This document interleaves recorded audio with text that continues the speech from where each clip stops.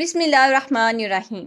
السلام علیکم دوستو۔ حضرت داؤد علیہ السلام کی بارگاہ میں ایک عجیب مقدمہ پیش ہوا۔ حضرت داؤد علیہ السلام کی 99 بیویاں تھیں۔ آپ نے ایک ایسی عورت کو نکاح کا پیغام بھیجا جس کے پاس آپ کے پیغام میں نکاح سے پہلے ایک مسلمان نے نکاح کا پیغام بھیجا ہوا تھا۔ اس عورت کے اولیاء نے حضرت داؤد علیہ السلام کے پیغام نکاح کے ملتے ہی اس عورت کا نکاح حضرت داؤد علیہ السلام سے کر دیا، جو کہ شرعاً ناجائز بھی نہیں تھا اور اس زمانے کی رسم و رواج کے خلاف بھی نہیں تھا۔ لیکن اللہ کے نبیوں کی شان اعلیٰ اور عرفہ ہوتی ہے کہ یہ آپ کے منصب عالی کی مناسب نہ تھا، اسی لیے اللہ کریم نے ان کو متنبہ فرمایا، اور اس کا طریقہ یہ تھا کہ 2 فرشتے حضرت داؤد علیہ السلام کے پاس آئے۔ آپ مسجد میں تشریف فرما تھے۔ وہ فرشتے دروازے سے آنے کے بجائے دیوار پھلانگ کر داخل ہوئے۔ آپ تھوڑا ڈر گئے۔ انہوں نے کہا کہ آپ ڈرے نہیں، ہم اپنا مقدمہ آپ کی بارگاہ میں لے کر حاضر ہوئے ہیں۔ ہم میں سے ایک نے دوسرے پر زیادتی کی ہے، آپ اس مقدمے کا فیصلہ فرمائیے۔ انہوں نے کہا کہ ایک شخص کے پاس 99 دمبیاں ہیں اور دوسرے کے پاس صرف 1 دمبی ہے، اور 99 دمبیوں والا شخص کہتا ہے کہ وہ 1 تم بھی اس کے حوالے کر دو۔ اب آپ ہمارے درمیان فیصلہ فرمائے۔ تو حضرت داؤد علیہ السلام نے فرمایا کہ جس کے پاس 99 دمبیاں ہیں وہ زیادتی کر رہا ہے، وہ چاہتا ہے کہ وہ 1 دمبی بھی اپنی دمبیوں کے ساتھ ملا لے۔ آپ نے 1 دمبی والے شخص کے حق میں فیصلہ کر دیا اور فرمایا کہ یہ زیادتی ہے، اور حضرت داؤد علیہ السلام نے آگے بڑی خوبصورت بات ارشاد فرمائی۔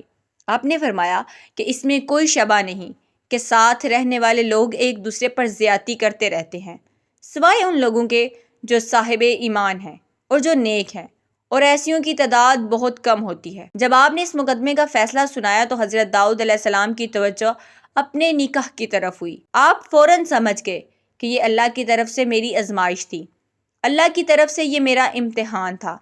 آپ نے سر سجدے میں رکھ دیا، اللہ کی بارگاہ میں عفو درگزر کی درخواست کی، معافی مانگی، تو اللہ کریم نے قرآن پاک کی آیات نازل فرمائی، آپ کو معاف فرما دیا۔ اللہ کریم نے فرمایا ہم نے داؤد علیہ السلام کو بخش دیا، ان کو معاف فرما دیا ہے، شک نہیں کہ ہماری بارگاہ میں انتہائی قرب ہے۔ اللہ کریم نے فرمایا اے داؤد، بے شک ہم نے آپ کو زمین میں اپنا نائب بنایا ہے، آپ لوگوں کے درمیان حق کے ساتھ فیصلہ کیجیے اور آپ خواہشات کی پیروی نہ کیجیے، اور وہ خواہش آپ کو رستہ سے بہکا دے گی۔ حضرت محترم، اس واقعے سے ہمیں سبق کیا ملتا ہے؟